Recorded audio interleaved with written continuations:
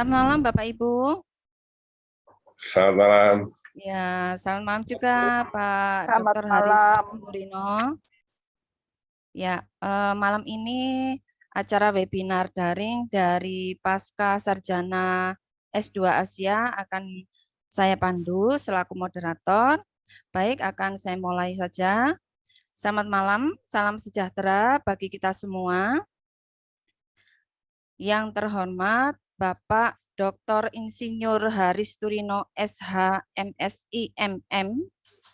Yang terhormat Bapak Ibu hadirin peserta webinar online malam ini yang berbahagia. Baik Bapak Ibu semua, sebelum kita mulai acara webinar malam ini, perkenankan kami akan membacakan kurikulum vitae singkat ya, karena memang kurikulum vitae dari Bapak Dr. Insinyur Haris Turino ini sangat panjang Bapak Ibu ya. Jadi saya juga penasaran tadi, bukan hanya Bu Tere aja ini Pak ya. Apalagi nanti materi yang akan Bapak sampaikan ini sangat menarik sekali. Oke, Bapak Ibu akan kami bacakan kurikulum vitae singkat dari beliau gitu ya. Beliau ini lahir di Tegal di Jawa Tengah, menamatkan sekolah masih di Kota Tegal, di kota tercinta. Kemudian beliau juga menamatkan S1 ini ada 2 grade ya, double degree, baik itu lulusan tahun 92 dari UKSW pada jurusan elektro untuk S1-nya. Kemudian juga lulusan tahun 2021 pada Ubara Jaya untuk Fakultas Ilmu Hukum di S1-nya.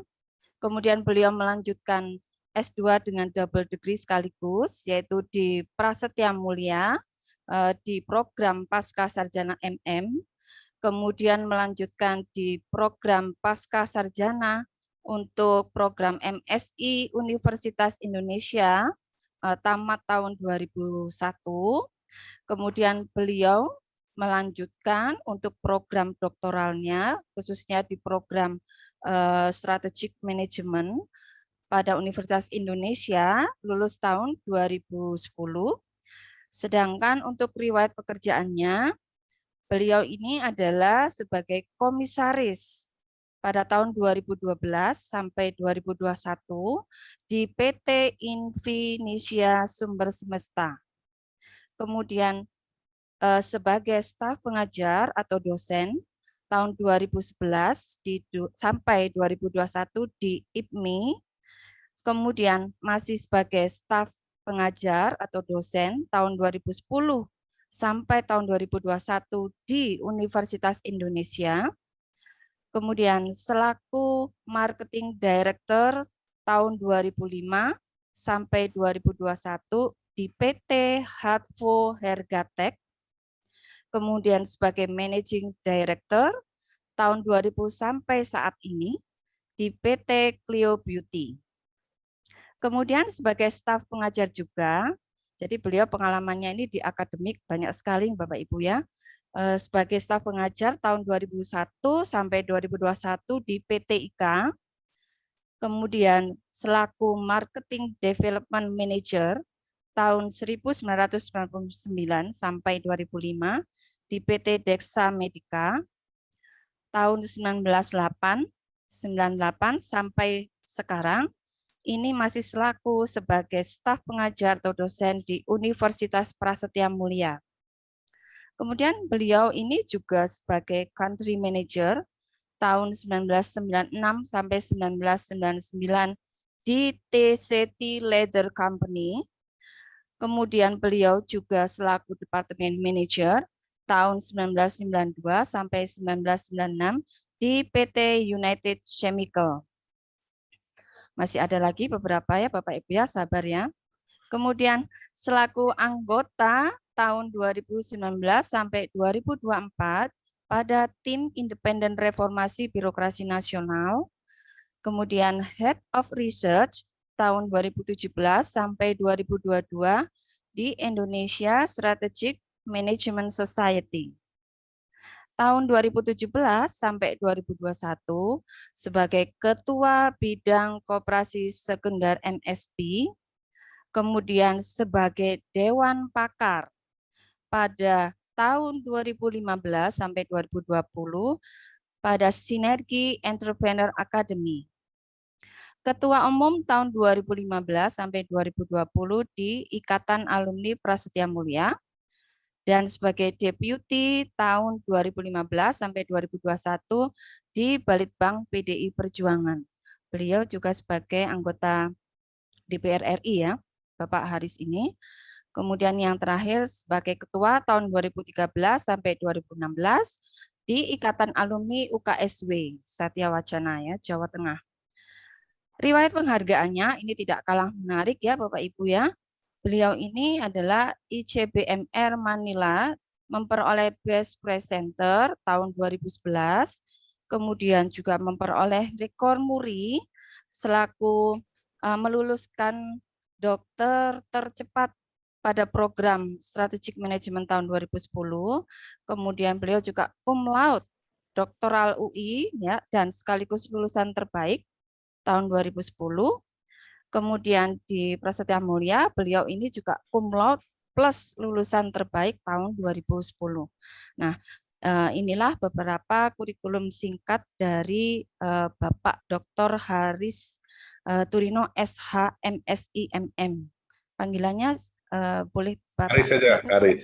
Haris oh, saja. Bapak Haris. Nggih. Baik, Bapak Haris. Ya, saya akan bacakan susunan singkat aja, susunan acara pada webinar malam ini ya, karena ini sudah jam 7:12. Jadi jam 19.00 ini adalah paparan singkat Bapak selaku pemateri atau narasumber utama kami, kurang lebih 45 menit ya. Jadi nanti berlangsung sampai 19.45. Nanti fleksibel saja nggih Pak, monggo.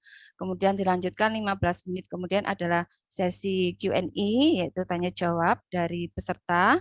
Kemudian dilanjutkan ada break sekitar 10 menit dan kemudian ada paparan sesi yang kedua, yaitu pukul 20.10 sampai 20.40, dan dilanjutkan kemudian Q&A dan penutupan.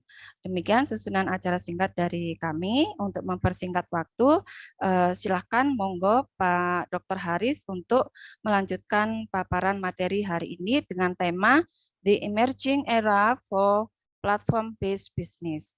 Silakan Pak Haris. Bu, bentar Bu, kita set dulu Bu ya. Saya susun dulu, karena saya pakai 2 layar. Ini kalau baru ini harus ditata dulu. Bentar. Nah, biar lebar. Jadi orangnya kelihatan Bu. Ya.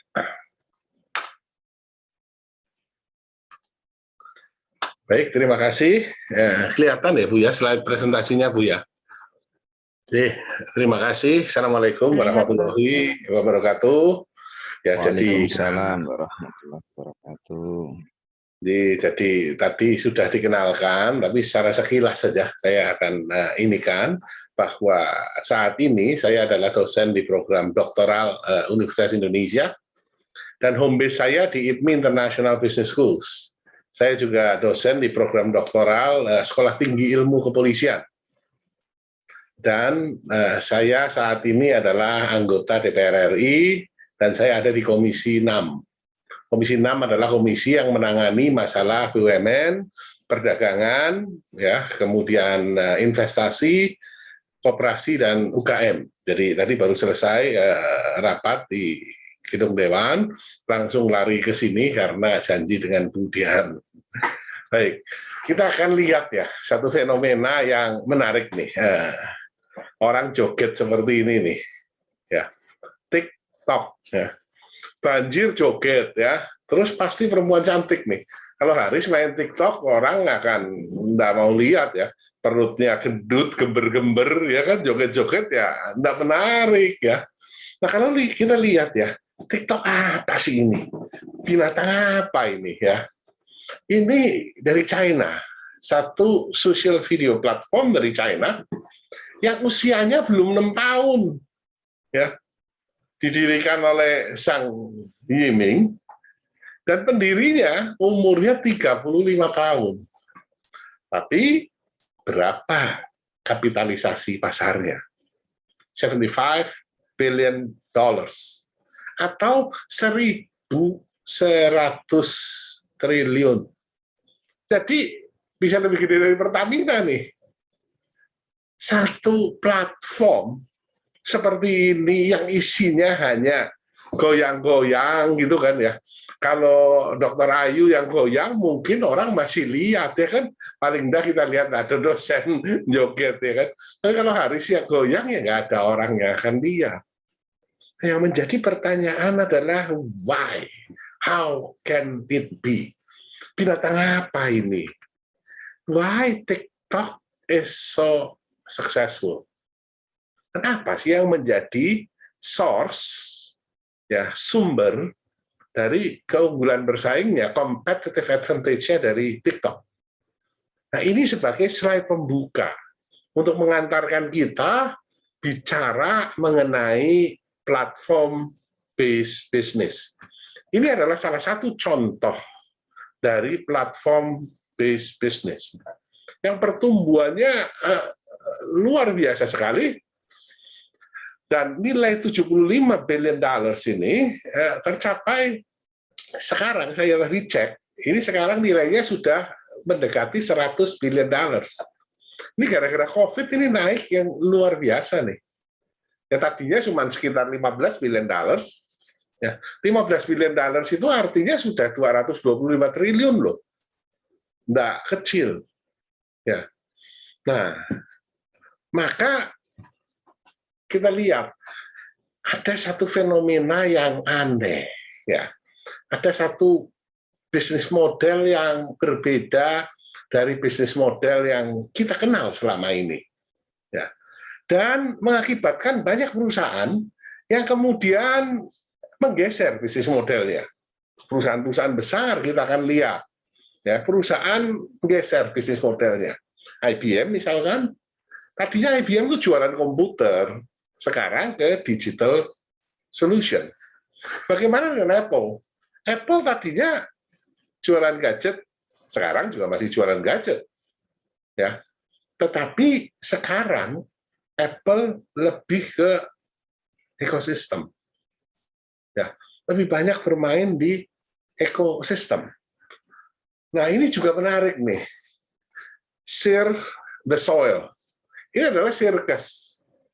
Bapak dan Ibu, kalau kita bicara soal sirkus, biasanya yang ada di kepala kita adalah gajah, harimau, dan seterusnya. Ya. Dan hampir semua sirkus di seluruh dunia mati, bahkan sebelum COVID. Why? Karena biaya pemeliharaan binatang sangat mahal. Pasti yang namanya sirkus adalah binatang, badut, ya kan? Kemudian akrobatik, ya. Nah, Share the Soil ini merubah bisnis modelnya dari yang menggunakan binatang, tapi sekarang digeser menggunakan permainan teknologi yang luar biasa, ya, permainan lighting, permainan teknologi dikasih tema. Ketika dia main di China, misalkan dia main tentang Samkok. Ketika dia main di New York, dia main tentang Star Wars. Sirkus tapi mainnya tentang Star Wars. Jadi bukannya badut yang kalau jalan kemudian jatuh dan seterusnya. Ini adalah pergeseran pada bisnis model. Nah, beberapa perusahaan nggak murni menggeser bisnis modelnya, tetapi dia menjalankan secara paralel. Misalkan Sony, ya, yang dulunya terkenal musik egoisnya. Ya.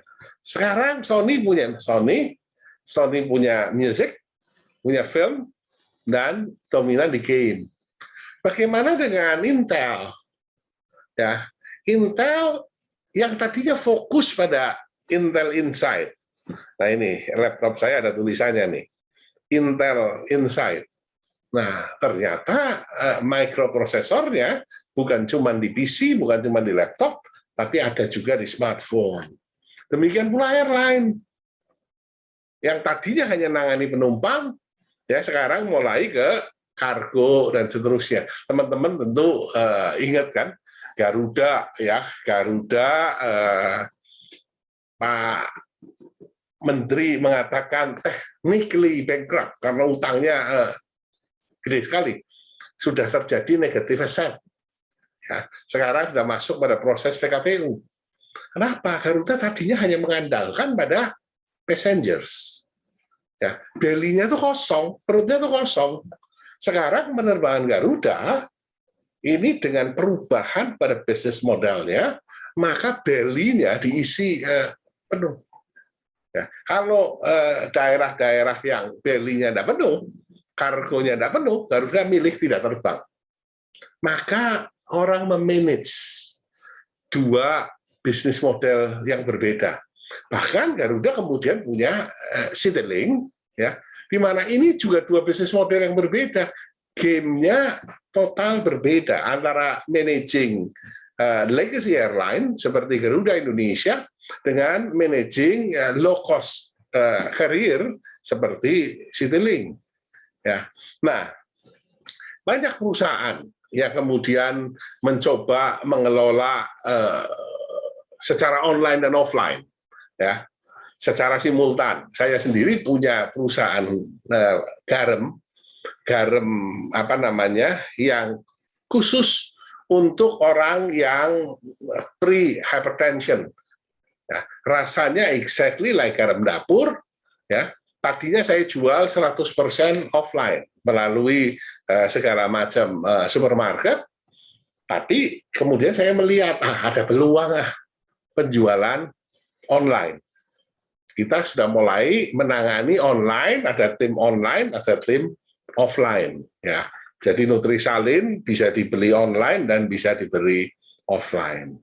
Nah, yang menarik adalah ya tren tentang platform ini meningkat pesat sekali. Ya, kalau kita lihat history, tahun 2000 perusahaan IT hanya ada satu nih, Microsoft urutan kelima. 2005 Microsoft naik, tapi 2020 1, 2, 3, 4, 5, 6, 7 perusahaan dari 10 perusahaan terbesar di dunia adalah perusahaan yang mengandalkan pada platform. Ini jadi satu fenomena yang menarik. Ada apa dan seperti apa sih platform bisnis itu? Ya, kita lihat mendominasi the most valuable company in the world. Ya, nah beberapa platform ya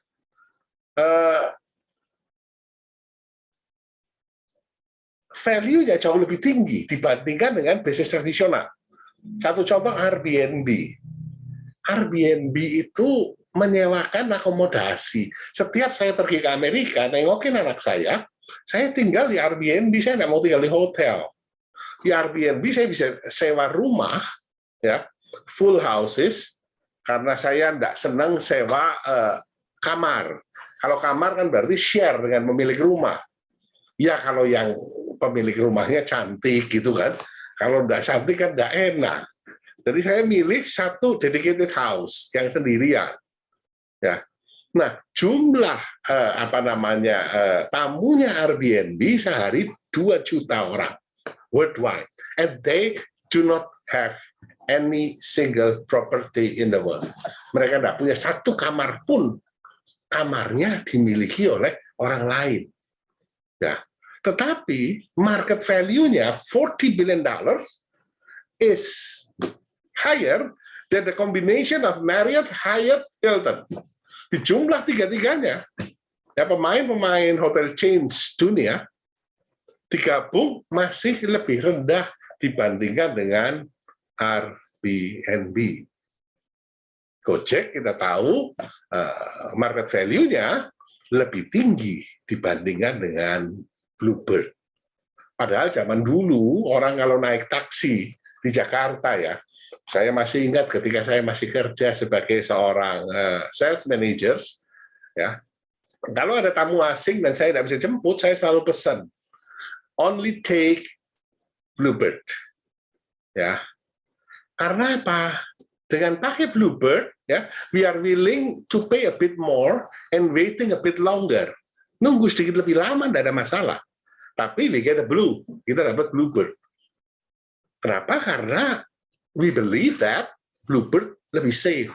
We believe that hargonya benar, bukan harga kuda. Taksi yang lain, kita percaya harganya kuda. Ini aneh. Kenapa sekarang orang percaya argo dari handphone? Kan aneh. Yang sama sekali tidak ditera. Kalau kita naik ke go-kart.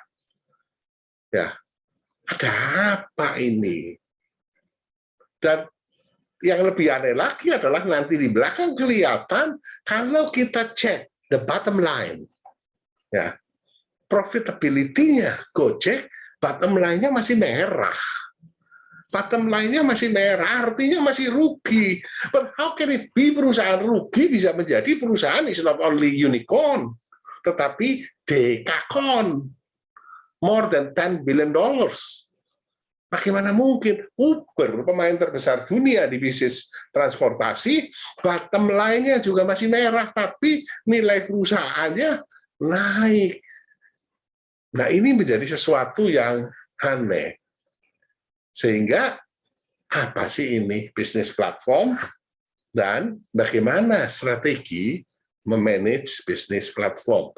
These are something that we are going to discuss tonight. Ya, apa itu platform? Ya, platform boleh dikatakan adalah satu media yang menyediakan network di mana masing-masing pihak untuk saling berinteraksi. Jadi berbeda total dengan bisnis tradisional. Di dalam bisnis tradisional pipeline, kan kita bicaranya soal value chain.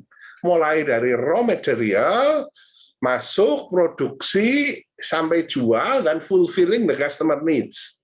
Ini di bisnis tradisional. Tetapi di dalam platform, kata kuncinya adalah connecting people. Mengkoneksikan orang. Ya. Nah, kalau kita lihat platform yang tradisional, contohnya newspaper, koran itu platform tradisional. Ada penulis, ada pembaca, dua grup saling berhubungan dan difasilitasi oleh newspaper, bank, kredit card, ya, termasuk biro jasa suster. Ini di Jakarta lagi rame nih, banyak susternya yang nggak balik biro jasa suster. Ya, customernya, kelompok customernya dengan kelompok usernya, ya kan si suster ini bukan miliknya biro jasa. Biro jasa hanya mempertemukan saja, connecting the people. Ya. Nah, kalau yang digital, contohnya kita tahu Facebook, Uber, Amazon, dan seterusnya. Produknya kan bukan kepunyaan Amazon. Ya, orang lain menjual di Amazon. Nah, kalau adanya teknologi digital membuat interaksi antar users menjadi lebih masif, lebih cepat, dan lebih automated.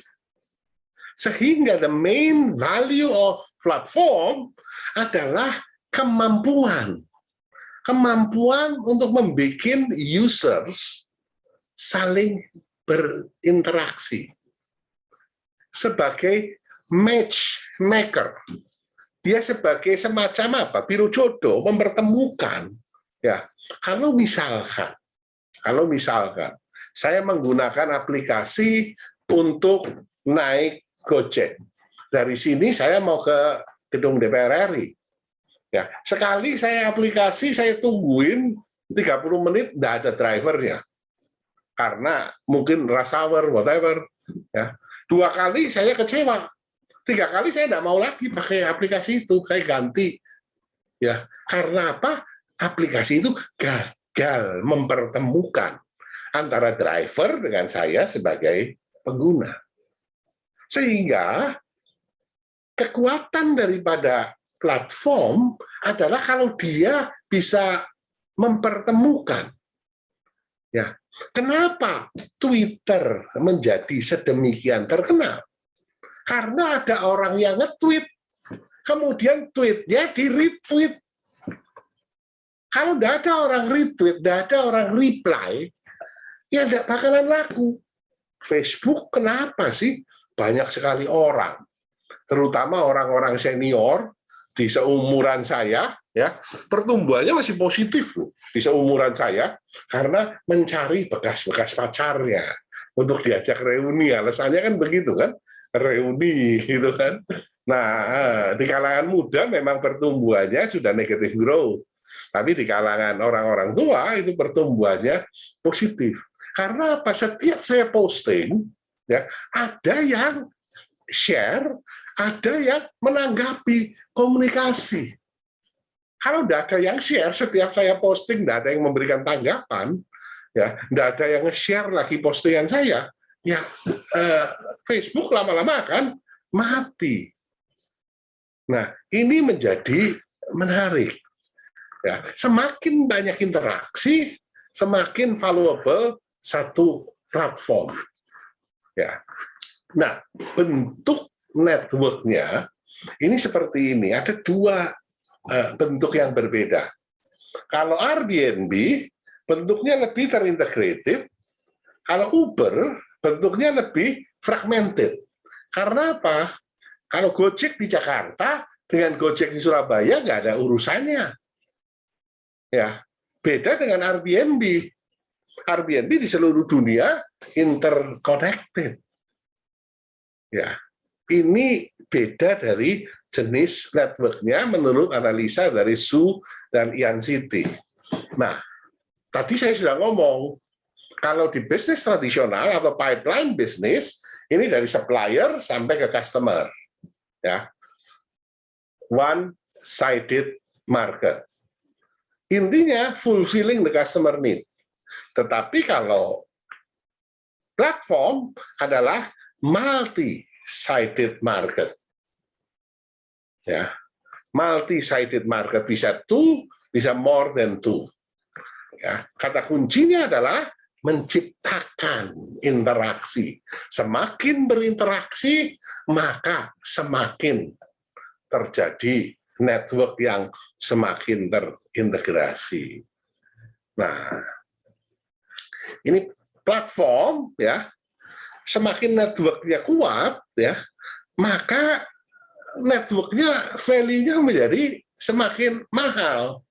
Tadi sudah saya katakan, semakin banyak pengguna Facebook, ya, maka akan semakin banyak game developer yang connect ke Facebook. Tapi hati-hati loh ya, kalau semakin banyak game developer, ya, kompetisi semakin banyak, maka profit atau pendapatan dari game developer semakin berat.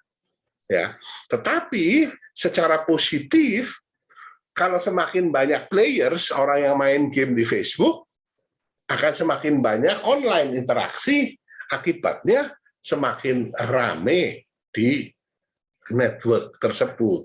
Ini yang same side atau direct network effect. Kalau yang cross network effect, kita lihat, ya, kalau lebih banyak gamer, harapannya adalah lebih banyak player, tapi hati-hati, lebih banyak iklan di game, ya, semakin orang menghindari, boring, annoying, ya. Nah, maka orang berlomba-lomba untuk investasi di network, investasi untuk supaya terjadi interaksi. Ya, caranya investasi gimana? Berikan subsidi, bakar uang, dan seterusnya. Ya, sehingga bisnis ini terkenal sebagai bisnis yang membakar uang. Tujuannya apa? Menciptakan terjadinya interaksi. Ya, kasih free shipping cost, free refund, subsidi, kemudian insentif, dan seterusnya. persoalannya adalah this kind of investment does not reflected on the balance sheet. Ya, investasi ini tidak nampak di balance sheet. Seluruhnya dianggap sebagai expenses. Ini yang menarik. Sehingga perusahaan seperti ini bottom line-nya masih negatif. Kan universitas melakukan investasi, bangun gedung, ya gedung itu kan muncul di balance sheet. Dan gedung itu bangunnya tahun ini biayanya bisa diamortisasi 20 tahun. Misalkan habis 20 miliar, berarti setahun dianggap non-cash expenses sebesar 1 miliar. Beda dengan bakar duit, langsung dianggap sebagai expense pada saat itu. Nggak muncul di balance sheet. Kita akan bandingkan balance sheet-nya Walmart, ya. Kita lihat equity valuation-nya Walmart $300 billion dengan physical asset $160 billion. How about Facebook? $500 billion. Ini last year, ya. Walaupun physical asset-nya only $9 billion. So this kind of investment does not reflect on the balance sheet. Adanya di mana? Di profit and loss. Di balance sheet tidak kelihatan. Ya, kita lihat nih, loss. 2019 Uber loss-nya $15 billion. $15 billion itu berapa sih? 225 triliun. Hampir segede asetnya kereta api Indonesia. Nggak masuk akal. Ya, tapi kita lihat valuasinya $82 billion. How can it be? Perusahaan begini kok bisa valuasinya tinggi sekali. Di balance sheet nggak kelihatan tuh. Ya, nah, kenapa nggak kelihatan? Tadi sudah dikatakan, investasinya di-treated as expense. Beda dengan yang normal, ya itu bisa ada wujudnya buildings diamortisasi selama 20 tahun. Ya, nah, yang menarik adalah ini nih. Financial statement-nya, ya. Kalau kita lihat nih, financial statement-nya Uber, ya, revenue-nya $14 billion, ya. Yang paling gede itu COGS, dan ini sales and marketing. Apa sih COGS? Yang paling gede dari COGS adalah bayar drivernya serta bayar insentif kepada driver. Apa marketing and sales and marketing expense?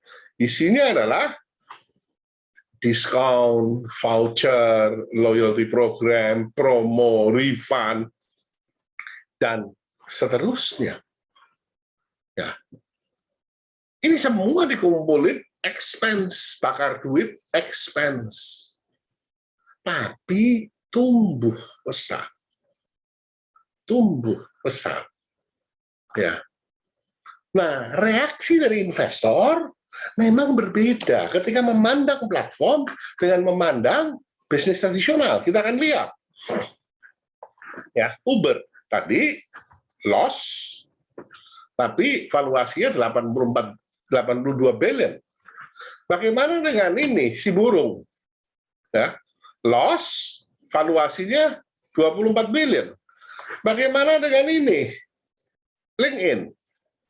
Loss bertahun-tahun, ya, dibeli sama Microsoft 26 billion. Ini lebih aneh lagi. The company without income. Nggak ada revenue. Perusahaan mau nggak ada revenue-nya ya. Laku dijual 250 triliun. Unbelievable. Yang beli setan kelihatannya ini. Ya. Bagaimana kalau perusahaan normal? Ya. Bertahun-tahun untung. Hanya sekali loss tahun 2017. Dalam 50 tahun terakhir, harga sahamnya jeblok turun 44%. Jadi reaksi investor ketika memandang ini memang berbeda. Dari sini we can conclude that in a platform-based business, profitability is not anymore the king.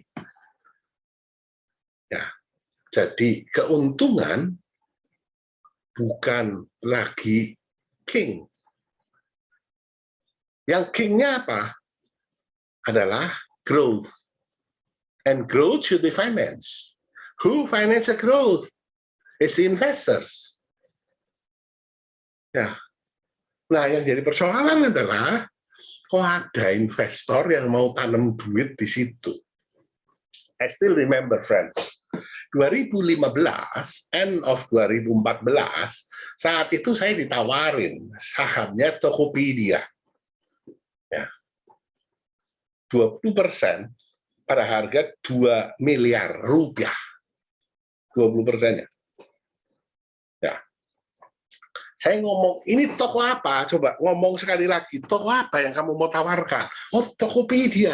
Ya, jualannya apa? Ya, jualannya kertas, softtek, kemudian pulpen, dan segala macam. Dia ngomong gitu. Nah, saya nanya lagi, ya, terus tokonya di sebelah mananya Kota Malang, kayak ngomong gitu kan. Oh, tokonya di awang-awang, katanya. Nah, tokonya nggak kelihatan, saya suruh bayar 2 miliar, ya, dapat saham 20%. Saya ngomong yang beli setan. Ya kan? Benar dong. Saya waras sekaligus goblok. Ya. Coba kalau saat itu I ingin the money 2 billion rupiah loh. 2 miliar rupiah. Sekarang berapa harga Tokopedia? 110 triliun. Ya. Tokopedia ketika diakuisisi oleh Gojek itu dihargain 110 triliun. 20% hari sama berapa? 20 triliun, ya kan? Sugih udah perlu ngajar begini, kita pusing. Benar nggak? Atau kalaupun memang ngajar adalah bagian dari hobi, ya, tetap saya ngajar di Institut Asia di Malang, ya. Tapi datangnya pakai pesawat dong, pakai helikopter turun di lapangannya Institut Asia kan, biar keren dong. Orang kaya kan harus tunjukin dia kaya, benar nggak? Oh, 20 triliun ya, jarang yang punya, benar nggak? Tapi karena Haris goblok, ya, nggak mau, malah ngece, ya. Nah, itulah. This does not make any sense. And do you believe that the house that I live in now, rumah yang saya tinggali saat ini, ya, di Cipete, ya, ini rumah yang dimiliki oleh Kevin Alui. Siapa Kevin Alui? Now CEO-nya Gojek. Waktu I bought this house in 2012, ya, the family went bankrupt. Keluarganya bangkrut 2012.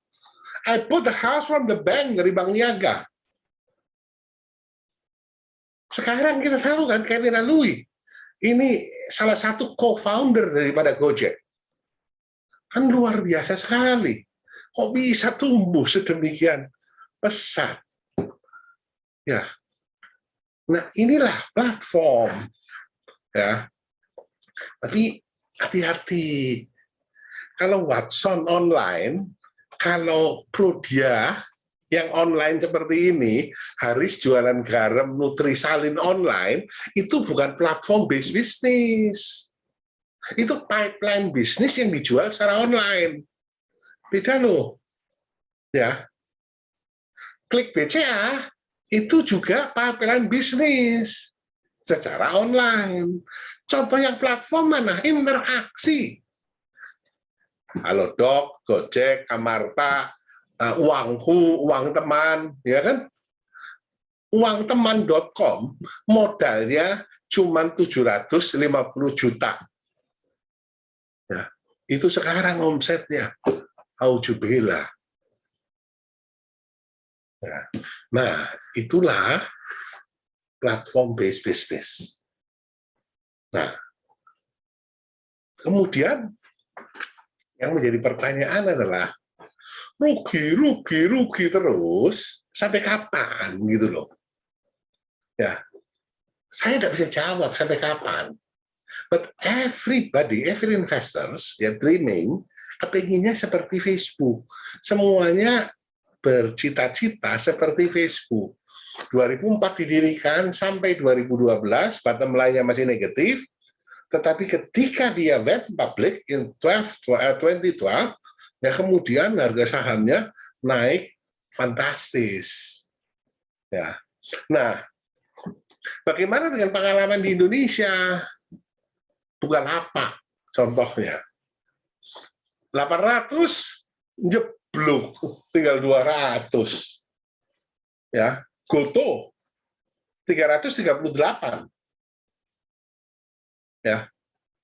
Kemarin turun 194, sekarang udah balik hampir 300. Ya. Kita mau panggil direkturnya Telkom. Ya, kenapa you invest di sini? Di Goto. Padahal CEO-nya Goto sudah clearly mention loh bahwa this company ya akan suffering di bottom line for the next 8 years. So the operating profit is expected on the year 9 onward. Tetapi growth-nya luar biasa sekali. Saya orang yang tinggal di Jakarta, I cannot believe if I have to live without Gojek. Ya, sekarang susah sekali. Malam-malam lapar daripada bangunan istri, rewel. Kalau dibangunin rewel, ya kan? Kan mendingan Gojek kok. Asisten rumah tangga juga sudah pada tidur, mendingan Gojek udah selesai. Ya kan dibangunin nanti rewel. Ya, itu yang terjadi. Ya. Nah, ada 3 hal yang mau kita bahas di strateginya. Yang pertama masalah harga, yang kedua masalah pengelolaan network, vulnerability, ya vulnerable ya, yang apa namanya vulnerable ya, apa vulnerable itu apa sih? Apa bahasa Indonesia aja vulnerable. Dan yang ketiga adalah bridging ya. Kita lihat harga dulu sebelum masuk ke sana. Para pemain di platform, ini ada 4 secara umum, ada 4 komponen. Yang pertama adalah platform owners, yaitu Gojeknya itu sendiri. Ya. Kemudian providers, yaitu antarmukanya, interface-nya. Ada producer, yaitu tukang ojeknya, dan ada konsumen, ya, yaitu pemakai Gojeknya. Nah, dari 4 ini, 2 ini saling berinteraksi. Ya. Nah, menarik dari sisi harga. Kalau di bisnis normal, saya yakin Bapak dan Ibu kan dosen atau beberapa mahasiswa yang hadir di pertemuan ini sudah mengambil mata kuliah marketing lah ya, manajemen pemasaran, marketing strategi. Ya, tentu tahu bahwa yang namanya pricing salah satunya adalah cost plus. Cost-nya sekian, di plus sekian, inilah harga jual saya. Atau umbrella pricing, lihat tetangganya jual berapa, kita jual di sama atau di bawahnya. Atau penetrating pricing, kita jual di bawah harga pasar, supaya kita dapat pasar dulu. Di sini tidak berlaku cost plus. Nah, yang terjadi adalah subsidi. Anda bayangin, waktu Gojek pertama kali launch aplikasi di Jakarta, ya saat itu masih hanya ngangkut penumpang, roda 2. Ya. Subsidi yang dilakukan adalah jauh dekat Gojek, 5.000. Bisa dikalkulasi sudah bahwa rata orang naik ojek itu rata 15.000. Ada yang 30.000, ada yang 40.000, ada yang 5.000, ada yang 10.000, tapi rata 15.000. Ya. Tetapi Gojek memberikan promo bahwa satu trip 5.000. Ya. Padahal rata-rata kos 15.000. Jadi yang 10.000-nya dibayar oleh Gojek. Ya, penumpangnya bayar 5.000, 10.000-nya dibayar oleh Gojek untuk satu pelanggan. Ya. Tentu banyak sekali yang mau naik Gojek.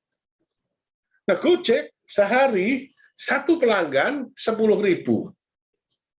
Berarti kalau 1.000 pelanggan 10 juta. Ya. Kalau 10.000 pelanggan 100 juta. Ya kan? As simple as that. 10.000 pelanggan, 100 juta. 100.000 pelanggan, 1 miliar. 100.000 pelanggan. Ya. Nah, kali 30 hari, 30 miliar. Gede amat. Ya. Tapi ingat, sehari ada 100.000 new customer enjoying our services. 100.000 kalau kali 30 itu 3 juta pelanggan menikmati layanan kita. Ya langsung tumbuh jempelit ke atas loh. Dengan modal bakar duit 30 miliar saja. Ya, pasang iklan di Kompas 7 miliar. Kalau gede salembar. Nah, yang baca siapa? Oh ya Gojek. Ya sudah. Ya, jadi masang iklan 4 hari sudah selesai tuh. Tapi dengan ngeluarin 30 miliar yang sama, kita bisa dapat tadi 3 juta pelanggan merasakan layanan kita. That's a great strategy. Bakar uang. Nah, inilah pricing-nya. Subsidi. Nah, ada yang disubsidi. Di awal Gojek melakukan both subsidi. Si penumpangnya disubsidi karena bayarnya cuma Gojek, si drivernya disubsidi karena dia akan terima duit 15.000. Nah, tapi sejalan dengan waktu ada area yang dikasih subsidi, ada area yang tidak dikasih subsidi. Jadi ada money side, ada subsidi side. Ya. Dan kita akan lihat nih contohnya nih, money side dan subsidi side. Kalau dulu ingat ya JobDB. Ya, JobDB online recruiter. Ya, aplikannya disubsidi tidak bayar, perusahaannya bayar. Ya. Jadi ada subsidi side, job seeker-nya gratis. Employer-nya bayar, demikian pula yang lain. Ya. Nah, siapa yang dikasih subsidi sekarang? Ya. Yang dikasih subsidi adalah orang yang sensitif terhadap harga. Teman saya ada sangat sensitif terhadap harga. Dia hanya mau beli online kalau ongkirnya gratis. Ya. Dia paling senang ongkir gratis. Nah, itu berarti orang-orang seperti itu harus dikasih subsidi. Nah, hanya di dunia online orang medit disukai. Ya kan? Biasanya di mana-mana orang medit itu, pelit itu tidak disukai. Bahkan orang pelit tidak suka sama orang pelit yang lain, benar nggak? Tapi di dunia online orang pelit disukai, dikasih subsidi. Ini menarik nih. Ya. Gratis ongkir, oh banyak yang beli. Nah, ya, yang sensitif dikasih subsidi. Ya, siapa lagi yang dikasih subsidi? Ini menarik. Biasanya dalam bisnis yang normal, kalau kualitasnya naik, ya, pasti harganya naik, benar nggak? Saya biasanya naik Avanza, kualitasnya naik ke Innova, harganya naik. Dari Innova naik ke Alphard, harganya naik. Berbeda dengan di platform based business. Kenapa? Kualitas naik, harga diturunin. Karena tujuannya apa? Interaksi. Kalau kita bandingkan pemakai Avanza dengan pemakai Alfa, tentu 1:100 mungkin.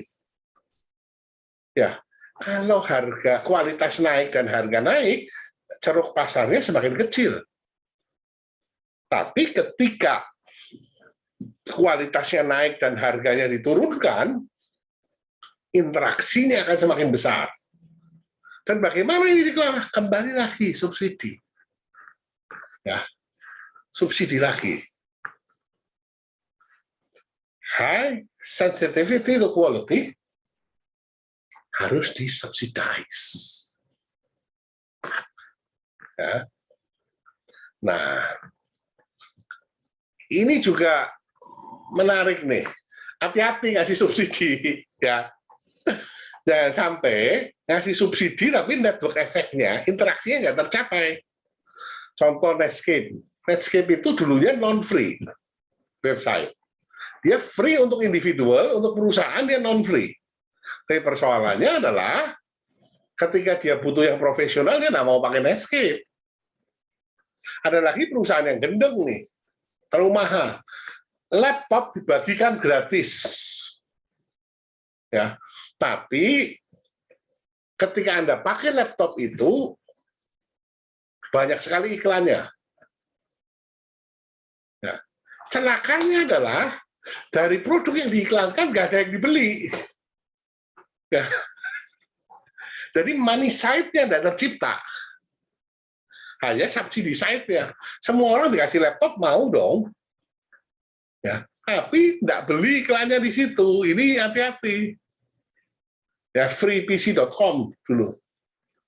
Ya, nah, terus itu mengenai harga. Yang kedua mengenai vulnerability. Ya. Ada 4 hal. Yang pertama yaitu network clustering, kedua disintermediation, multi-homing, dan enveloping. Ya. Ini network clustering nih. Tadi kita lihat ya, networknya bentuknya seperti ini. Antara Airbnb dengan Uber. Kalau saya pemain baru, saya lebih mudah untuk attack Uber. Saya lebih mudah untuk bikin Gojek, ya. Misalkan di Malang saja, saya bikin di Tegal ada Gojanda namanya, karena Gojek pengemudinya perempuan dan janda semua. Ya, bisa di-attack di sana. Kalau lebih terintegrasi, clusteringnya lebih rapat seperti Airbnb, akan susah. Nah, tapi kalau lebih terfragmented seperti Uber, seperti Gojek, akan lebih mudah di-attack. Ya. Yang kedua adalah disintermediation. Ini yang nggak bisa diatasi nih. Kalau saya punya network, ya saya punya aplikasi, saya sebagai platform owners, saya belum bisa mengatasi ini. Ya, disintermediation adalah pertamanya lewat aplikasi, berikutnya customer dealing langsung. Contohnya GoMassage. Ya, Massage pertamanya lewat aplikasi, lewat GoLive. Tapi ketika ketemu terapis yang mijetnya enak, putih, bening, badan wangi, kayak gitu ya, lain kali saya WA langsung aja. Ya, dia enggak lewat aplikasi lagi, karena nanti kalau aplikasi lagi, dapatnya orang lain. Mendingan saya langsung aja deh. Saya WA, Mbak, bisa ini. Demikian pula GoClean. Demikian pula GoGlam, dan GoBlock, dan yang lain, GoGo yang lain. Ya, ini disintermediasi. Ya, susah sekali diatasi. Segala macam udah dicoba, tapi susah sekali. Ya. Berikutnya adalah multi-homing. Saya punya Gojek, saya punya aplikasi Grab. Demikian pula supirnya, punya Gojek, punya Grab. Ini multi-homing. Ini lebih mudah diatasi. Dengan cara, orang udah dihitung. Nggak mungkin seorang supir Grab bisa jalan lebih dari 12 rute sehari. Ya. Maka kalau dia bisa 8, aja sudah bagus. Sehingga ya untuk yang lebih dari 8 dikasih bonus. Ya, ini lebih mudah diatasi. Ya, dan yang keempat adalah enveloping. Enveloping artinya network kita dimasuki oleh pesaing yang menawarkan sesuatu yang lebih bagus. Ini kenapa Gojek kemudian sama Tokopedia melakukan merging. Ya. E-commerce yang lain akan susah bersaing. Karena apa?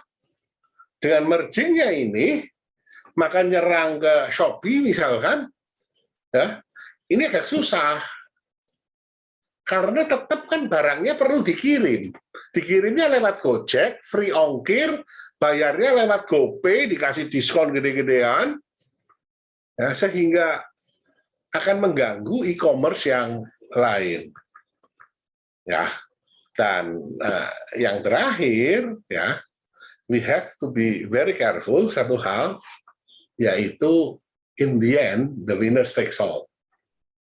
Ya, pemenangnya akan ambil keseluruhan. Who is the winner? We don't know yet. Ya, saya menulis 2 buku. Yang pertama adalah memperkenalkan tentang konsep platform ini, 2016, judulnya Meretas Konsep Ekonomi Berbagi. Ya, dan di 2018, saya mencoba meramalkan what gonna be happening. Ya, terhadap perusahaan-perusahaan seperti ini yang bottom line-nya negatif, ya, tetapi pertumbuhannya luar biasa. Judulnya masa depan perusahaan ekonomi berbagi di era hiperkompetisi. Mungkin silahkan nanti bisa dicari yang murah, berapa 50 ribuan atau berapa itu. Kira-kira begitu teman-teman. Terima kasih. Mohon maaf kalau terlalu panjang. Assalamualaikum warahmatullahi wabarakatuh. Waalaikumsalam warahmatullahi wabarakatuh. Terima kasih Pak Dr. Haris Turino, SH, MSI, MM. Menarik sekali tadi paparannya. Baik, Bapak Ibu, ini tadi sudah disampaikan oleh beliau. Barangkali Bapak Ibu ingin ada yang ditanyakan, didiskusikan dengan beliau. Monggo silahkan, Bapak Ibu.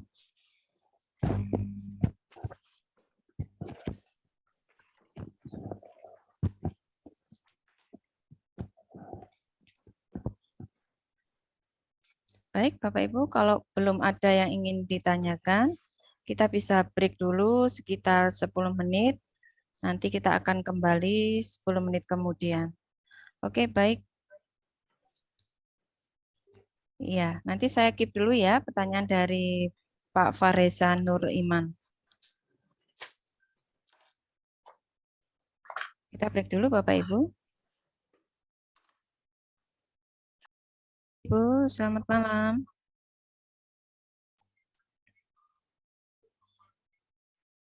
Selamat malam.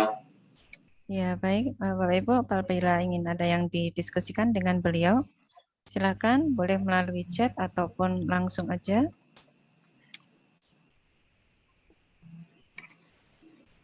Tadi Pak Fareza Nur Iman. Ya, betul.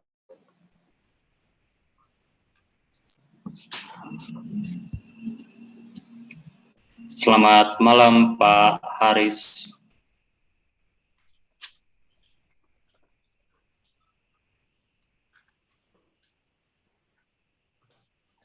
Sebentar, Pak.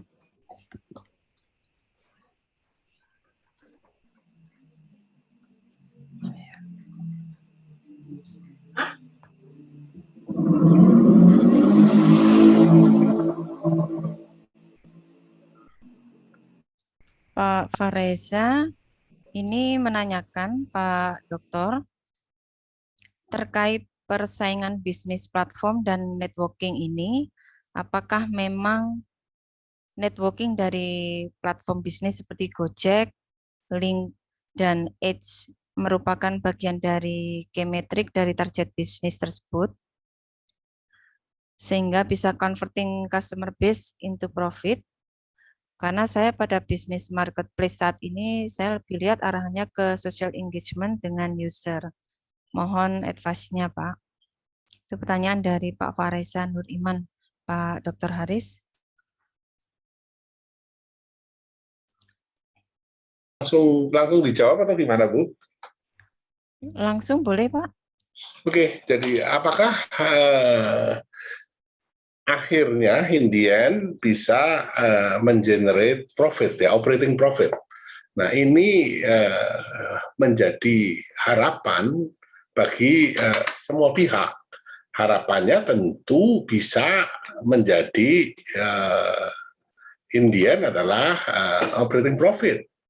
Tetapi kembali lagi di dalam buku saya yang kedua, saya meramalkan akan ada empat outcome, ya, 4 possible outcome.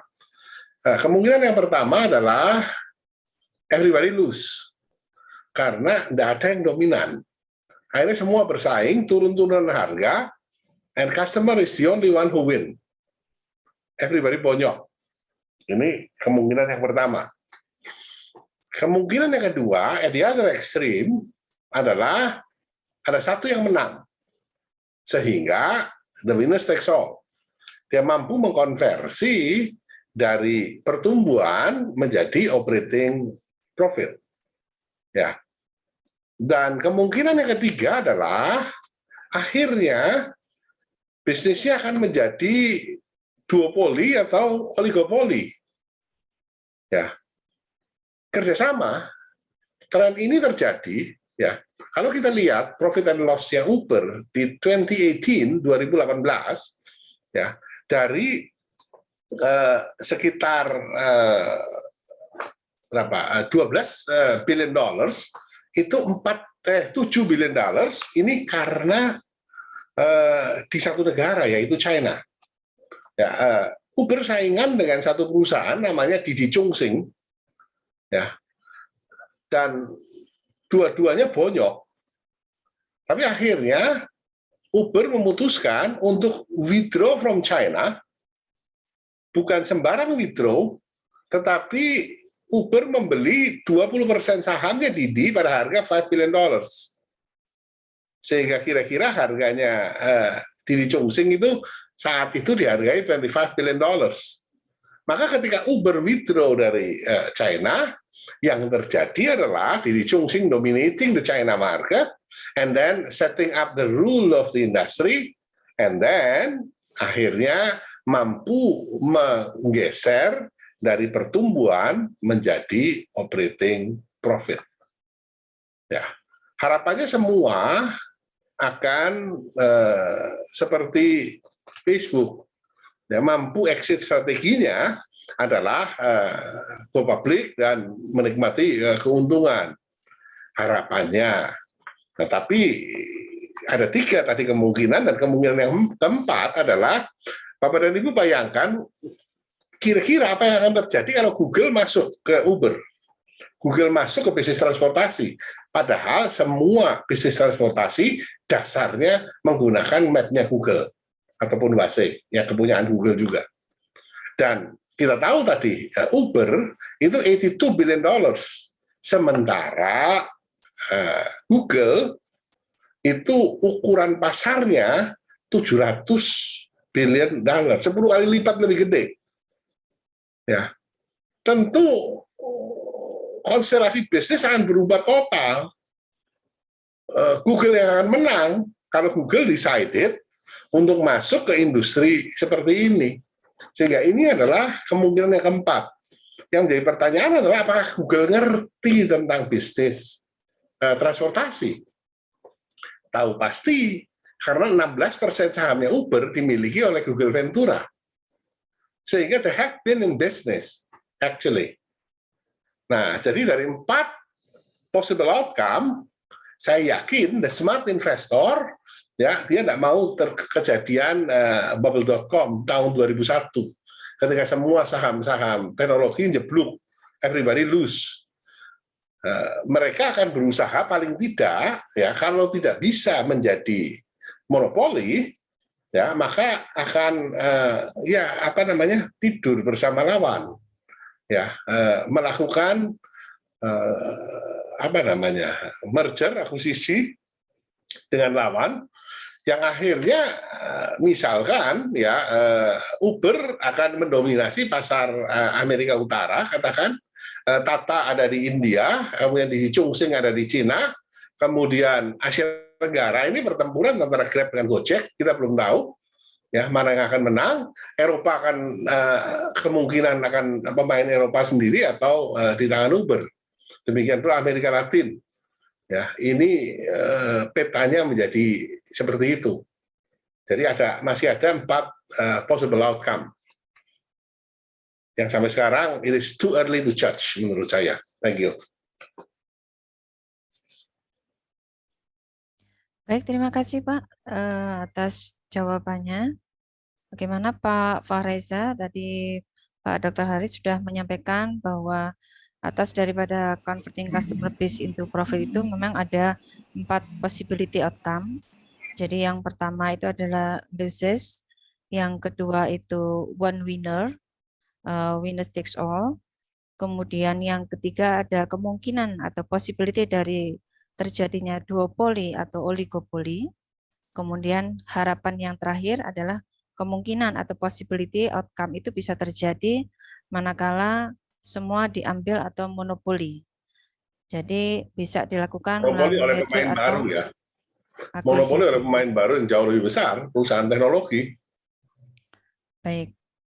Bagaimana Pak Fahreza? Terima kasih untuk jawabannya. Saya boleh bertanya satu lagi, Bu? Boleh, silakan Pak. Oke.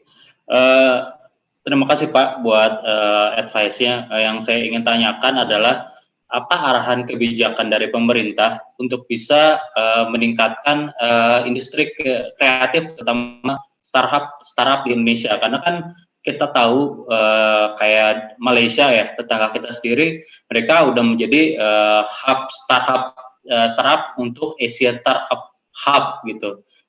Apakah yang akan dilakukan Indonesia dan untuk mengejar ketertinggalan kita dengan negara tetangga kita gitu, untuk meningkatkan GDP industri ekonomi Indonesia juga? Mungkin itu. Thank you Pak Reza. Ya, kita sudah bolak-balik bicara ini di DPR, Pak. Salah satunya adalah the role of state-owned enterprises, peranan daripada BUMN.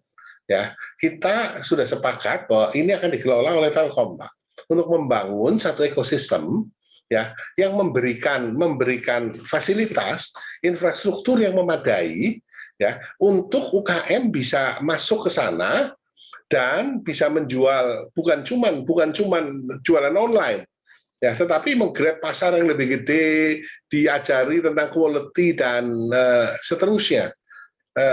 Kita tahu Pak, ini semua menuntut persyaratan yaitu internet yang memadai, Pak.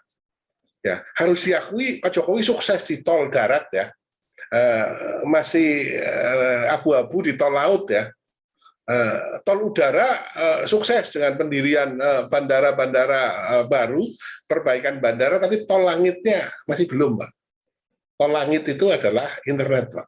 Internet kita masih yang paling lemot di Asia Tenggara, lebih lemot dari Laos. Bayangin, Pak, kalau Bapak ke Laos ya, Vientiane kayak apa? Kita masih lebih lemot dari Laos, lebih mahal daripada Vietnam.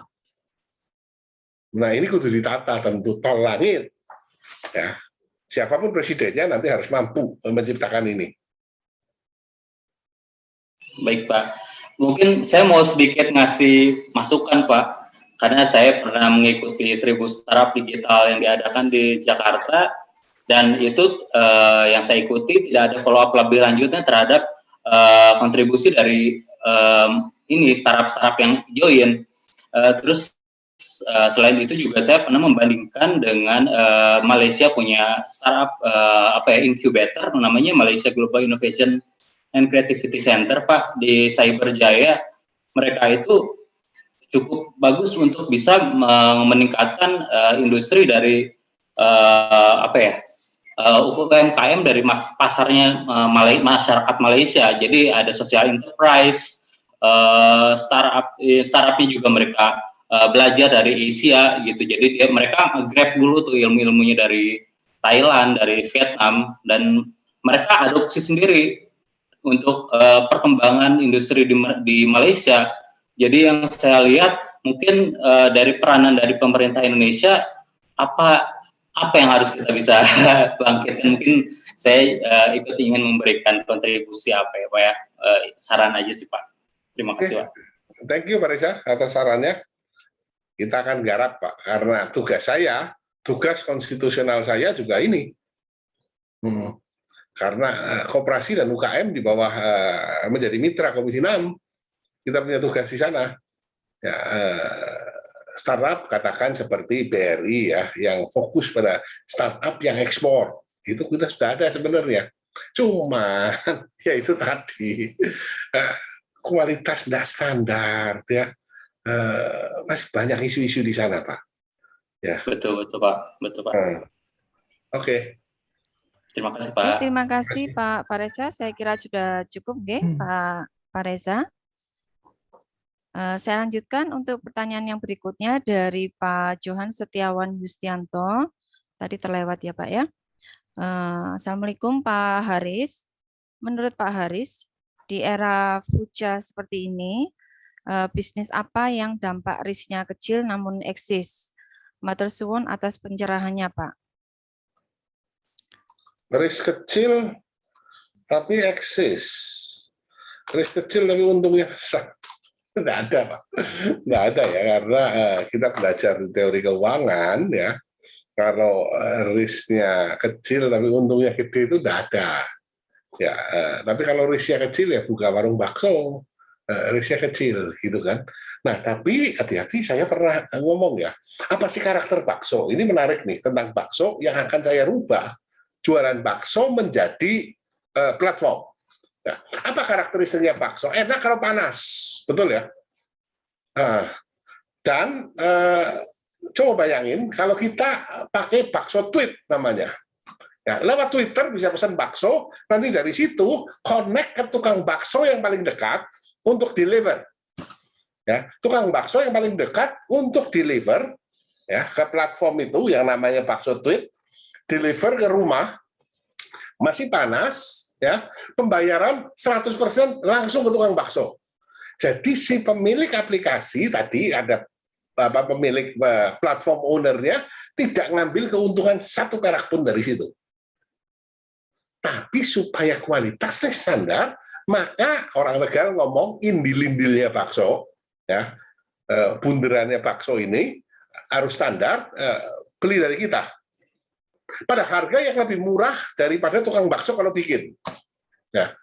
Kecapnya, misalkan tukang bakso beli satu kecap 27.000, beli dari kita 22.000. Kenapa kita bisa beli 22.000? Karena satu Jakarta, seluruh tukang bakso beli dari saya. Kalau di Jakarta ada 20.000 tukang bakso, satu tukang bakso 2 botol, maka sehari saya butuh 40.000 botol. Pasti saya akan dapat harga yang jauh lebih murah. Sehingga saya bisa supply pada harga 22.000. Saya kulakannya 19.000 misalkan. I get 3.000 there. Daripada tukang bakso beli sendiri pada harga 27.000. Ya, demikian pula micin dan seterusnya, standardize. Ya, yang mau bergabung gimana? Ya nggak apa-apa. Nah, cari jualan bakso, ya coba berangkat dari kota Malang. Hampir semua orang suka bakso kok. Bakso tweet, ide seperti ini kan bisa menjadi satu bisnis ya, yang awalnya kita nggak usah supply baksonya, awalnya gede dulu. Baru kita supply baksonya untuk menjaga kualitas. That's a good idea, saya pikir. Risknya apakah kecil? Enggak, risknya gede. Ya. Tapi eksis. Thank you. Terima kasih Pak Dr. Haris pencerahannya. Tadi yang ada indil-indil itu Pak ya. Iya Pak. Itu belum ada di Malang ini Pak. Bagaimana Pak Johan Setiawan? Tanggapan dari Bapak? Ada yang ingin disampaikan lagi Pak?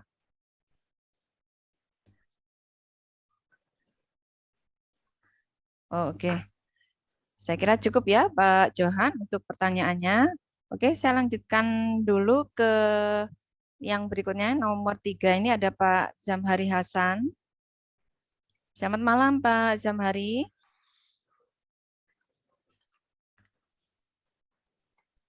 Selamat malam Pak. Ya, sebentar. Pak Heri dari Bali tadi ya, sebentar.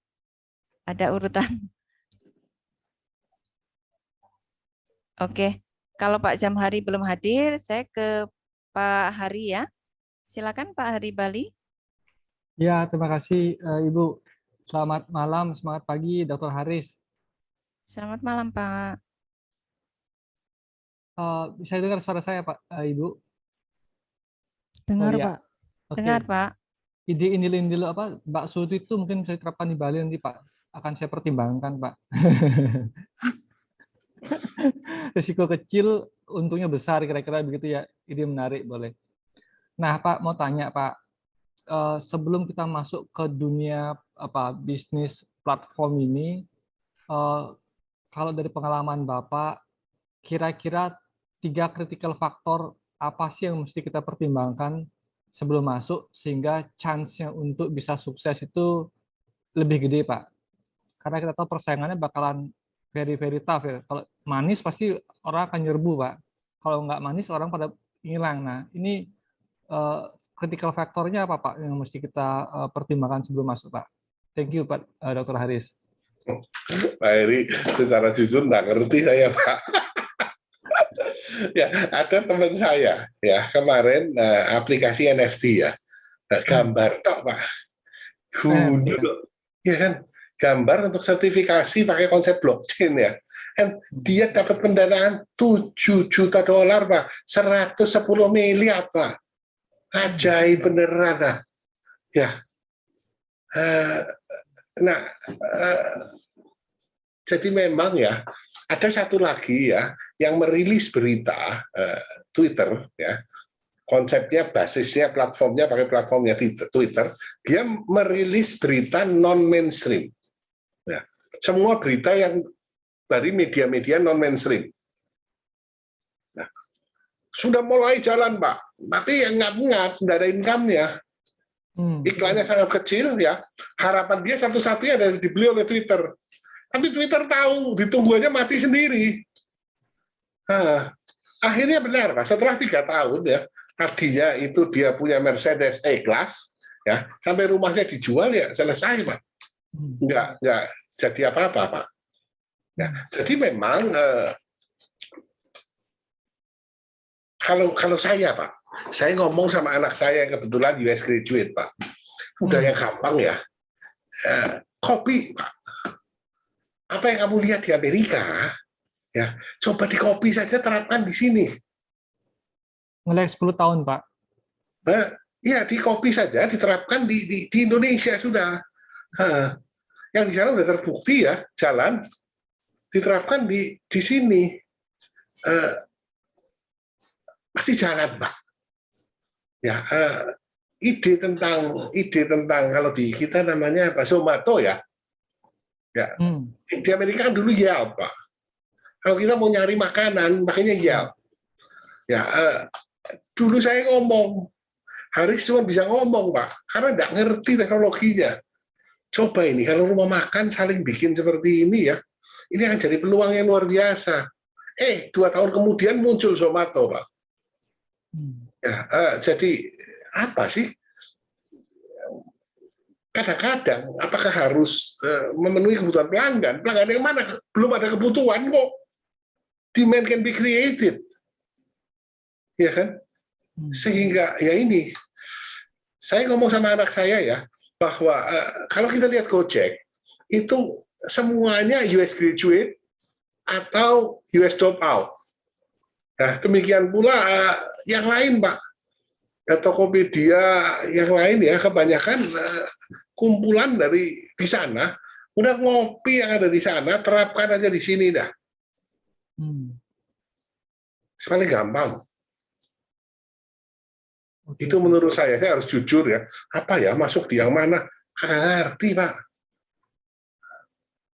Gitu, Pak Heri. Thank you. Ya, kalau sudah terlanjur graduate dari sana tapi nggak sempat nyari ide, kira-kira gimana solusinya, Pak? Lihat tren di sana. Iya, kan networknya masih ada, Pak. Ya kan?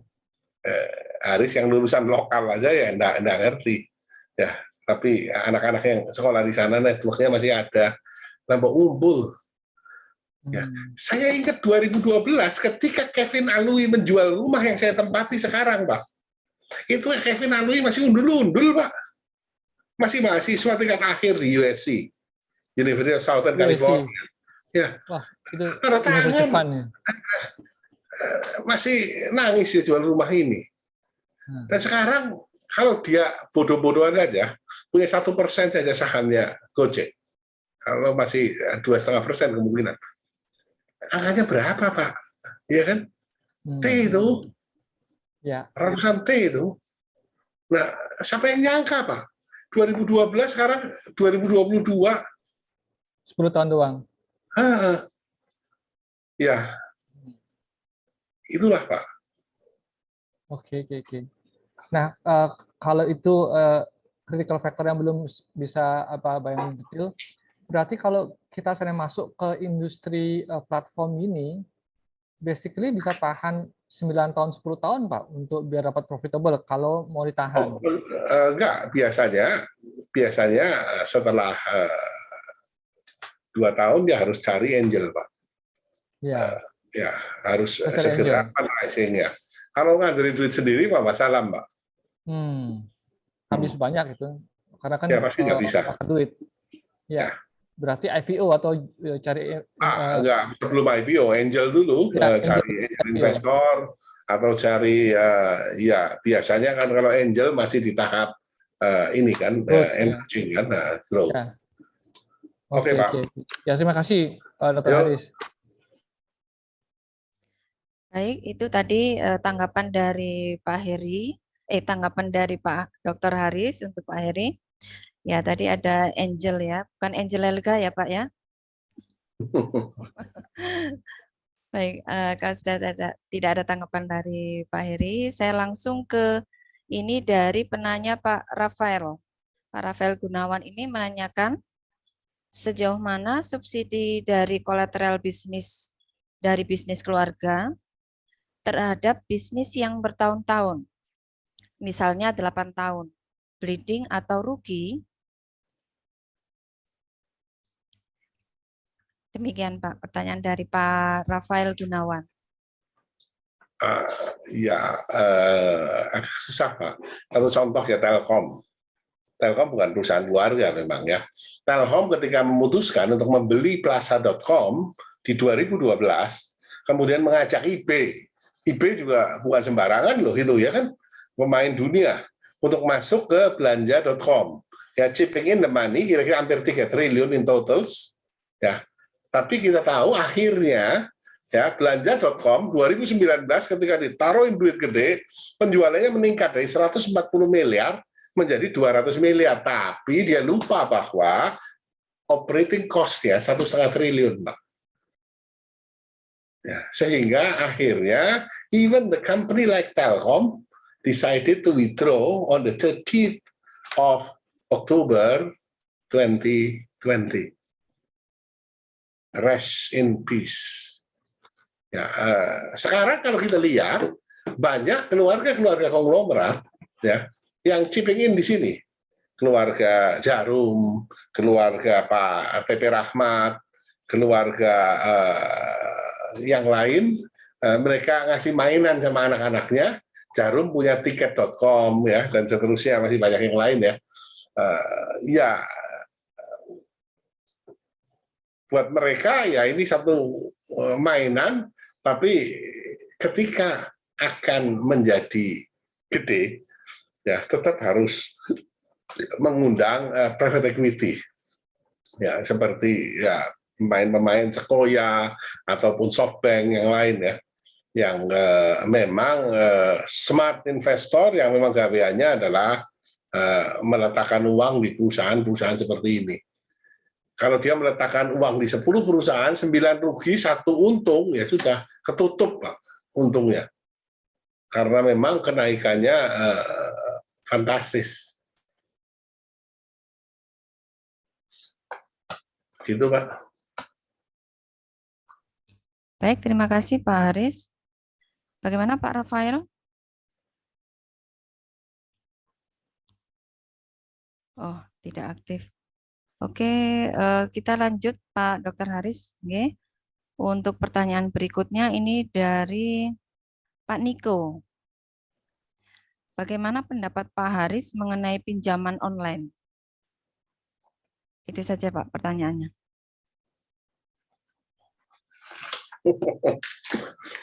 Ini Niko Bandung, kelihatannya itu teman saya tuh, Bu.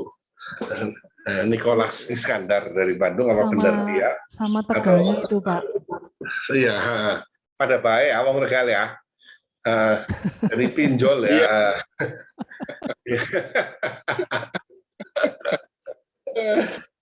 Jadi saya banyak membahas tentang pinjaman online di podcast saya pribadi, namanya Perspektif Haris Turino.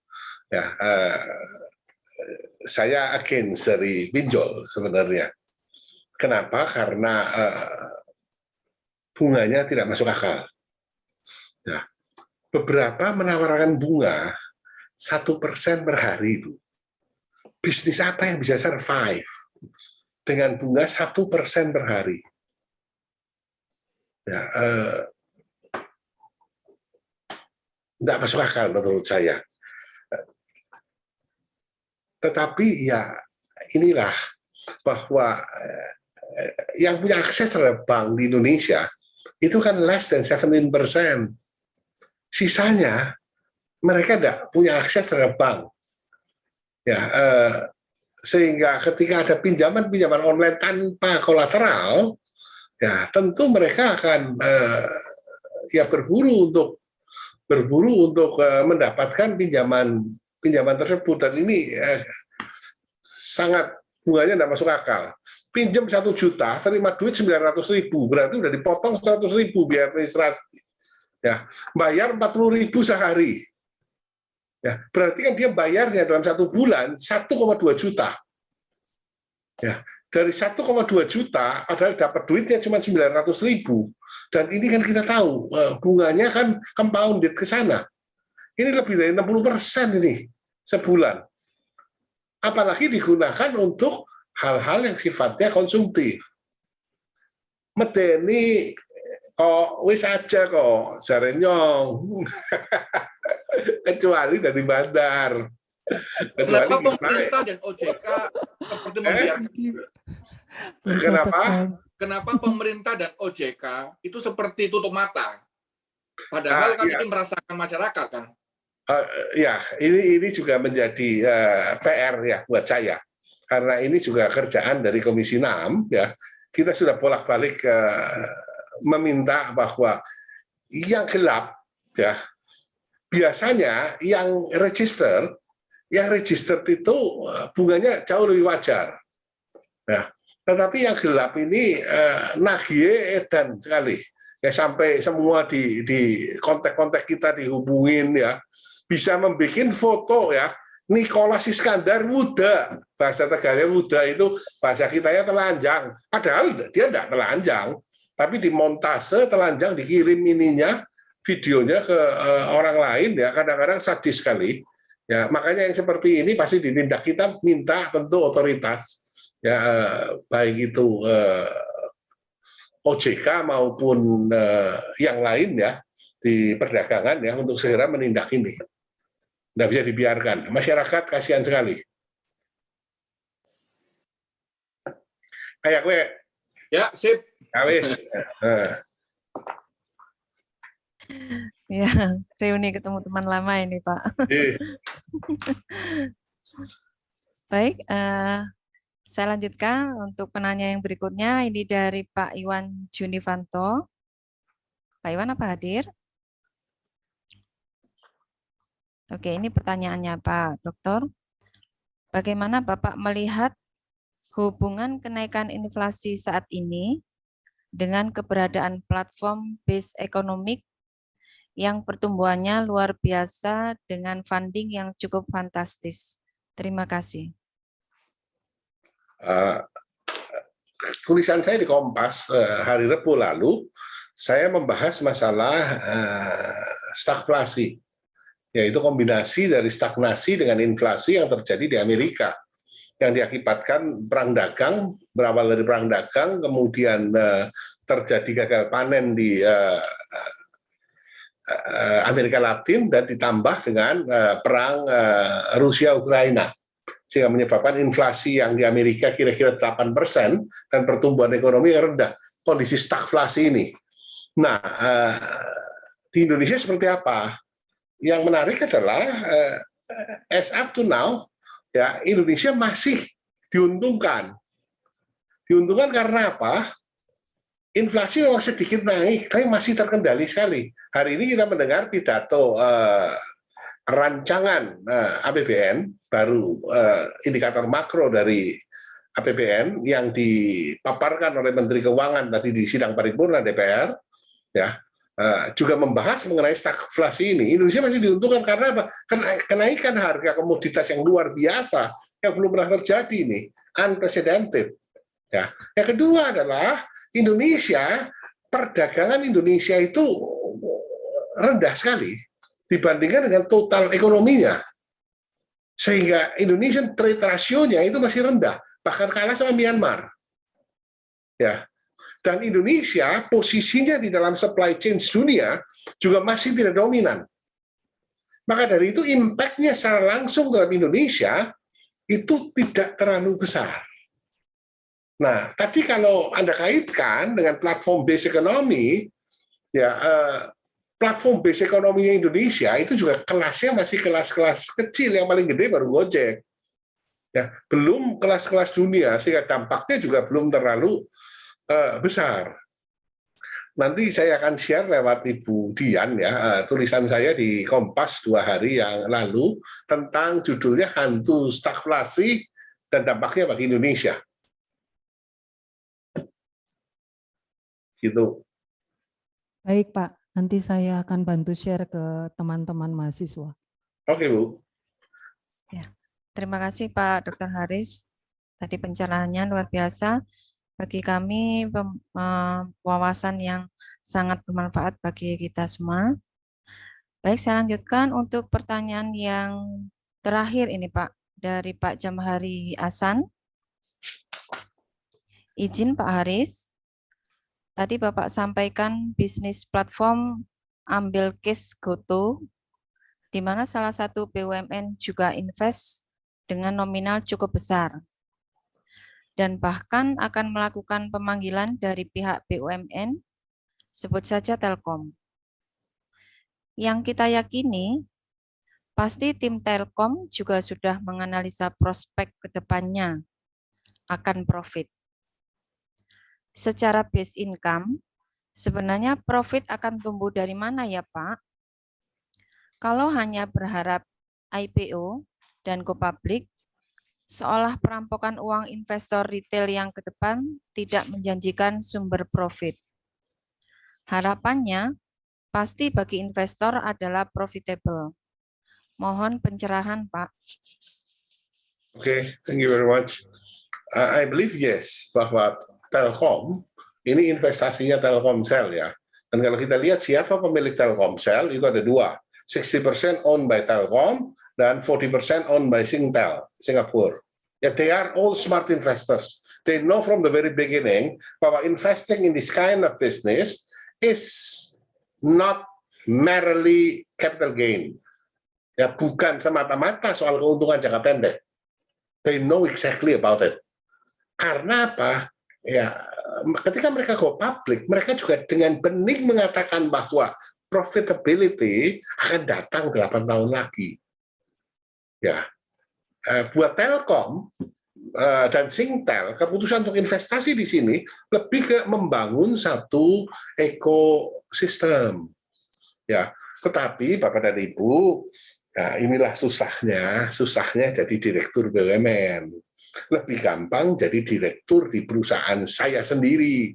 Ya, saya mendirikan perusahaan, ya, kemudian saya angkat diri saya sendiri menjadi direktur utama, itu gampang sekali.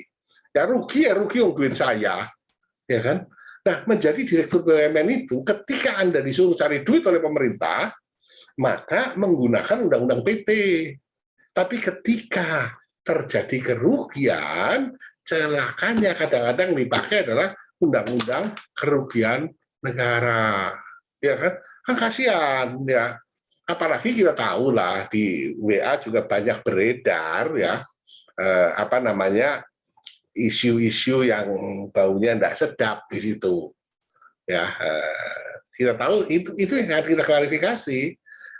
Podcast Perspektif Haris Turino edisi ke-23 yang akan terbit pada mungkin 1-2 hari ini, ya masih dalam proses editing, juga membahas soal lebih dalam soal investasi dari Telkom. Total investasinya 6,3 triliun. Dan kerugiannya unrealized loss di 2021 itu 2,5 triliun, dan kerugian di kuartal pertama as of 31 Maret 2022 itu 881 miliar. Ya, ketika saat itu kira-kira harga GoTo di 204. Tapi kan sekarang sudah naik ke 280-an. Ya, jadi investor harus tahu ketika dia invest di perusahaan-perusahaan seperti itu. Ya. Nah, apakah Haris akan ikut invest di situ? Tidak. Haris punya preferensi yang lain, lebih banyak kok perusahaan-perusahaan yang lebih menarik. Ya, misalkan perusahaan-perusahaan yang jelas-jelas blue chip. Ya, apa sih yang dominan Indonesia, nikel luar biasa? Ya Inco dan Antam misalkan, ya kan? Itu kan bagus sekali. Ya, ya harga batu bara naik, tambang PTBA, ya kan? Ya, kira-kira seperti itu. Terima kasih. Saya rasa kalau dilanjutin terus nanti sampai subuh kan kelihatannya ya. Iya Pak. Terima kasih tadi demikian dari jawaban Pak Dr. Haris. Bapak Ibu, apakah ada yang ingin berdiskusi dengan beliau? Iya, Bu. Ya, silakan. Saya mau Pak tanya Budi. ke Pak Haris. Ya. Ya, selamat malam Pak Haris. Selamat malam, Pak. Ya, tadi ada beberapa sih yang tadi sudah disinggung ya. Yang saya ingat tuh memang ada namanya plaza.com ya Pak ya, yang tadi dinyatakan out ya. Terus kedua, kalau tidak salah kan sekarang Telkom itu punya namanya Indigo Telkom ya Pak ya. Jadi kayak semacam inkubatornya untuk startup dan sebagainya. Nah tadi yang Bapak singgung bahwa dari pemerintah akan menugaskan BUMN yaitu Telkom untuk membentuk untuk seperti yang tadi misalnya seperti GoTo ataupun itu, apakah memang melalui sarana seperti itu? Karena tadi ada pengalaman dengan plaza.com. Itu pertanyaan saya yang pertama ya Pak. Yang kedua, kita kadang-kadang kan suka dapat informasi ataupun berita ya bahwa Indonesia punya kebanggaan, punya Dekakon 1 ada 5 unicorn gitu ya. Dan kebetulan ada 2 yang sudah IPO. Yang satu GoTo ada rencana katanya akan di Nasdaq ya kalau nggak salah, tapi masih di pending gitu ya.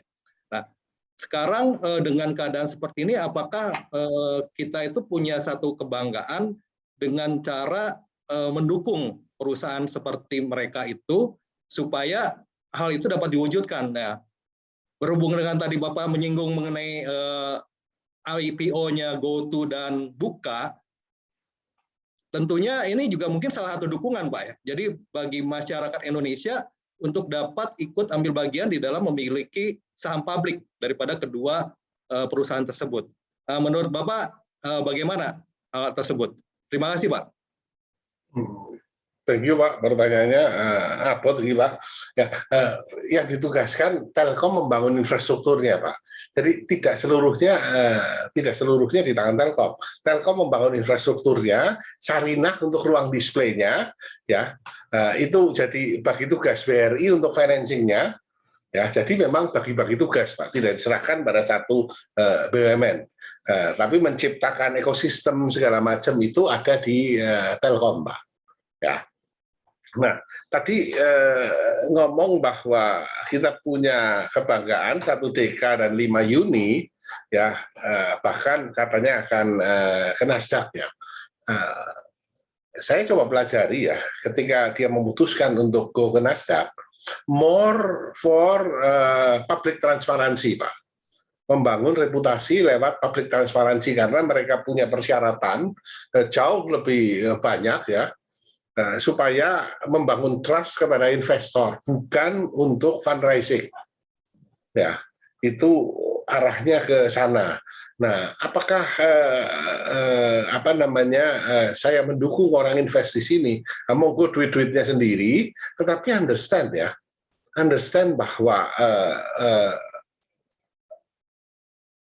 kalau lihat sejarahnya Buka ya, dan melihat Telkom, ya melihat Buka dan Goto, ya saya yakin kedepannya saham harganya akan tinggi, tapi selama ini akan di bawah dulu, Pak, karena kita lihat ya di dunia ini saat ini rata-rata saham teknologi juga semua drop, Pak. Ya. Tapi siapa yang menyangka, Pak, ada satu bank cilik, Pak, ya, dibeli, dirubah namanya jadi Alo menjadi digital bank, yang tadinya harga sahamnya cuma berapa sih, 100 perak, ya, sekarang jadi ribuan, ya.